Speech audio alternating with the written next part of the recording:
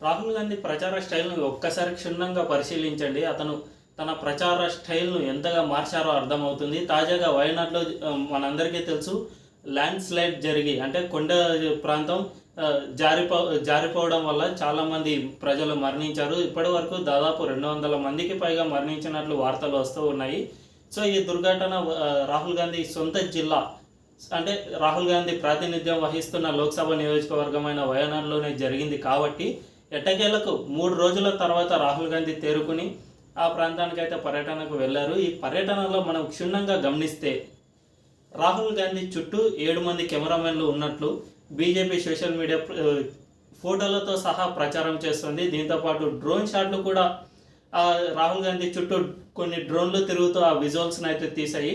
అంటే రాహుల్ గాంధీ పర్యటనకు వెళ్ళినప్పుడంతా చుట్టూ కెమెరామెన్లు డ్రోన్లతో పట్టుకుని ఆ పర్యటన చేస్తున్నట్లుగా ఈ వీడియోలో తెలుస్తోంది. రాహుల్ గాంధీ సాధారణంగా రాజకీయ నాయకులు తన ప్రచారానికి ఏ విధంగానైనా వెళ్ళవచ్చు. అంటే కెమెరామెన్లు లేకుంటే రాజకీయ నాయకులు అసలు ప్రచారం అనేది చేయలేరు. ఇది వాస్తవం. ఎందుకంటే వారు చేసే పనులు ప్రజలకు తెలియాలి కాబట్టి ఈ ప్రచారం ఖచ్చితంగా ఉంటుంది. కానీ రాహుల్ గాంధీ ఒక దుర్ఘటనకు సంబంధించిన చోటికి వెళ్ళినప్పుడు కూడా ఇటువంటి పిఆర్ స్టంట్లు చేయడంనే చాలామంది వ్యతిరేకిస్తున్నారు. బీజేపీ కూడా దీన్నే వ్యతిరేకిస్తుంది. అంటే ఒక దుర్ఘటనకు సంబంధించిన ప్రాంతానికి రాహుల్ గాంధీ అది కూడా ఏదో ప్రతిపక్ష నేతగా వెళ్ళలేదు, తన సొంత నియోజకవర్గం కాబట్టి వెళ్ళాల్సి వచ్చింది. కాబట్టి 3 రోజుల తర్వాత రాహుల్ గాంధీ అక్కడ పర్యటించారు. ఈ పర్యటనలో కూడా 7 కెమెరామెన్లతో వెనక్కి పెట్టుకుని ఆ ప్రాంతంలో పర్యటించడం, డ్రోన్ షాట్లతో రాహుల్ గాంధీ ఒక బాలీవుడ్ స్టార్ అనే విధంగా కాంగ్రెస్ సోషల్ మీడియా కూడా ప్రచారం చేయడం మనందరం చూస్తూనే ఉన్నాం. అయితే ఇది మోదీ కూడా ఇటువంటి పని చేశారు. కానీ గతంలో అంటే గత 10 ఏళ్ళుగా మోదీ అధికారంలో ఉన్నప్పుడు అంతకుముందు ఒక సంవత్సరం అంటే 2014కు ముందు ఒక సంవత్సరం నుండి మోదీ ఇమేజ్ను పెంచడానికి ఇటువంటి పిఆర్ స్టంట్ని వాడారు. కానీ మోదీ ఎప్పుడు కానీ ఇటువంటి దుర్ఘటనలకు ఈ విధంగా పిఆర్ స్టంట్లు చేయలేరు. కానీ రాహుల్ గాంధీ ఈ దుర్ఘటనకు కూడా పిఆర్ స్టంట్లు చేస్తూ ఉన్నారు. మోదీ చుట్టూ కూడా చాలామంది కెమెరామెన్లు ఉంటారు. మోదీ ఇమేజ్ ఒక రకంగా ప్రజల్లో బలంగా వెళ్ళడానికి ఈ పిఆర్ అంటే చుట్టూ కెమెరామెన్ వాళ్ళు ఫోటో తీయడం అంటే సందర్భానుసారంగా ఫోటోలు తీయడం వల్లే మోదీ ఇమేజ్ కూడా పెరిగింది. సో సేమ్ పిఆర్ స్టంట్ను రాహుల్ గాంధీ 10 ఏళ్ల తర్వాత పసిగట్టారు. ఎట్టకేలకు రాహుల్ గాంధీ అయితే పసిగట్టారు. ఇప్పటి నుండి అతని చుట్టూ చాలామంది కెమెరామెన్లు ఉంటారు. ఎక్కడికి వెళ్ళినా ప్రతి దాన్ని విజువలైజ్ చేస్తారు. దీన్ని తమ పిఆర్ స్టంట్కు వాడుకుంటారు. తద్వారా కాంగ్రెస్ సోషల్ మీడియా కూడా కాస్తంత పుంజుకునే అవకాశం అయితే ఎంతైనా ఉంది. దీంతోపాటు రాహుల్ గాంధీ ప్రచార శైలిని చూస్తే అంటే ప్రభుత్వాన్ని విమర్శించే స్టైల్ను చూస్తే ఒక్కసారి రాహుల్ గాంధీ తన ఫస్ట్ ప్రసంగంలో లోక్సభలోని ఫస్ట్ ప్రసంగంలో హిందుత్వాన్ని బీజేపీపై ఒక అస్త్రంగా వాడుకుంటూ వచ్చారు. బీజేపీ ఇన్నాళ్ళు హిందుత్వను తమ పేటెంట్ హక్కుగా భావించేది కాంగ్రెస్. అంటే బీజేపీ తనకు తాను భావించకపోయినా కాంగ్రెస్ ఖచ్చితంగా బీజేపీ ఒక హిందుత్వ పార్టీ అని ప్రచారం చేయడం వల్ల బీజేపీకి ఆ ముద్ర పడిపోయింది. కాబట్టి ప్రస్తుతం అదే హిందుత్వాన్ని రాహుల్ గాంధీ కూడా ఉపయోగించుకుంటున్నారు.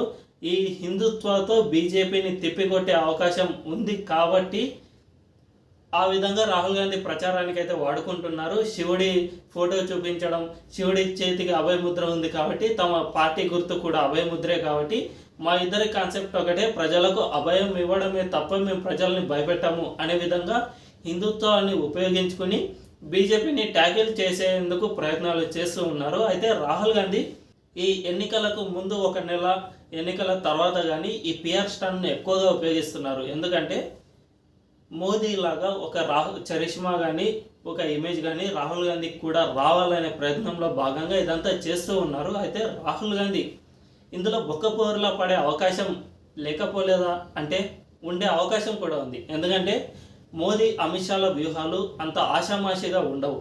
ప్రస్తుతం వారిద్దరూ సైలెంట్గా ఉన్నారన్నా కూడా భవిష్యత్తులో ఏదైనా పకడ్బందీ వ్యూహాలు రచించే అవకాశం కూడా ఉంది. మోదీ అమిత్ షాలు కేవలం ఒక 10 ఏళ్ళు పిఎంగా అమిత్ షా హోంమంత్రిగా మాత్రమే లేరు. మోదీ అంతకుముందు 10 ఏళ్ళు సీఎంగా పనిచేశారు. అంతకుముందు 10 ఏళ్ళు జాతీయ కార్యదర్శిగా కూడా పనిచేశారు. అంటే మొత్తం 30 ఏళ్ళు 3 దశాబ్దాలుగా మోదీ రాజకీయాల్లో ప్రత్యక్ష రాజకీయాల్లో ఉన్నారు కాబట్టి ప్రతి అణువు మోదీకి పకడ్బందీగా తెలుసు. అదేవిధంగా అమిత్ షా కూడా వ్యూహాలు రచించడంలో దిట్ట. అయితే గత లోక్సభ ఎన్నికల్లో కొన్నిసార్లు ఫెయిల్ అవ్వచ్చు, ఎన్ని పకడ్బందీ వ్యూహాలైనా కూడా ఫెయిల్ అయ్యి ఉండొచ్చు. కింది స్థాయి నాయకులు మేము ఎలాగో గెలిచిపోతాం, ఇక ప్రచారం చేయాల్సిన అవసరం లేదు అని నిర్లక్ష్య ధోరణితో ఉండటం వల్లే గత ఎన్నికల్లో కొన్ని సీట్లు అయితే తగ్గాయి. కాబట్టి మోదీ అమిత్ షాలను తక్కువ అంచనా వేయడానికి ఏమీ లేదు. నిజానికి ఒక ఉదాహరణ చెప్పే ప్రయత్నం చేస్తాను. రాహుల్ గాంధీ ఇప్పుడు శివుడు అంటే బీజేపీ ఎక్కువగా అయోధ్య రామ మందిర ఉద్యమ కాలంలో శ్రీరాముని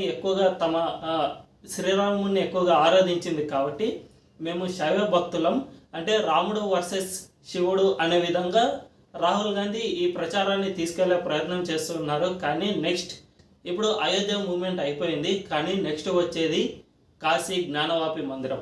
ఈ జ్ఞానవాపి మందిరంపై ఇప్పటికే కోర్టుల్లో ఈ కేసులు నానుతూ ఉన్నాయి, కొన్ని కోర్టులు తీర్పును ఇస్తూనే ఉన్నాయి. అంటే తుది తీర్పు వెలువరించకపోయినా మెల్లిమెల్లిగా హిందూ సంఘాలకు అనుకూలంగా కొన్ని తీర్పులు అయితే వస్తూ ఉన్నాయి. కాబట్టి అంతేకాకుండా అక్కడ జ్ఞానవాపి మసీదు లోపల కూడా చాలా వరకు హిందూ ఆనవాళ్ళు దొరికాయని ఆర్కియాలజీ సర్వే డిపార్ట్మెంట్ కూడా తేల్చి చెప్పింది. అయితే ఎప్పుడో ఒకసారి ఎన్నికలకు సరైన అవకాశం వచ్చినప్పుడు మోదీ అమిత్ షాలు ఇదే వ్యూహాన్ని రాహుల్ గాంధీపై తిప్పికొట్టే అవకాశం కూడా ఉంది. ఎలాగంటే రాహుల్ గాంధీ తాను శైవ భక్తుని అని చెప్పుకుంటూనే ఉన్నారు కదా, మరి జ్ఞానవాపి విషయంలో రాహుల్ గాంధీ స్టాండ్ ఏమిటి అని ఖచ్చితంగా స్పష్టంగా చెప్పాల్సిందే అని మోదీ అమిత్ షాలు ఖచ్చితంగా ఏదో ఒక రోజు అడిగే అవకాశం లేకపోలేదు.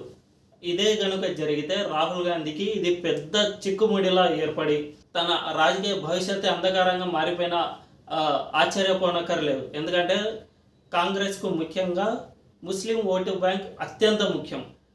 అదే సమయంలో హిందువులను కాస్త అంటే శైవ భక్తులను వీరిని మనం హక్కునే చేర్చుకుంటే ఈ రెండు కలిపి మన అధికారంలోకి రావచ్చు అని రాహుల్ గాంధీ భావించి ఉండవచ్చు. కానీ మోదీ అమిత్ షాలు కనుక జ్ఞానవాపి మసీదుపై మీ స్టాండ్ ఏంటి ఖచ్చితంగా చెప్పాలి అని ప్రశ్నిస్తే అక్కడ అటు ముస్లిం ఓటు బ్యాంకు సడలిపోతుంది, ఇటు హిందూ ఓటు బ్యాంక్ కూడా సడలిపోతుంది. కాబట్టి రాహుల్ గాంధీ భవిష్యత్తులో ఖచ్చితంగా ఇప్పుడు ఏదైతే ప్రచారంతో ఎదగాలని భావిస్తున్నారో అదే ప్రచారంతో రాహుల్ గాంధీ భవిష్యత్తులో ఎప్పుడైనా బొక్కబోర్ల పడే అవకాశం కూడా లేకపోలేదు.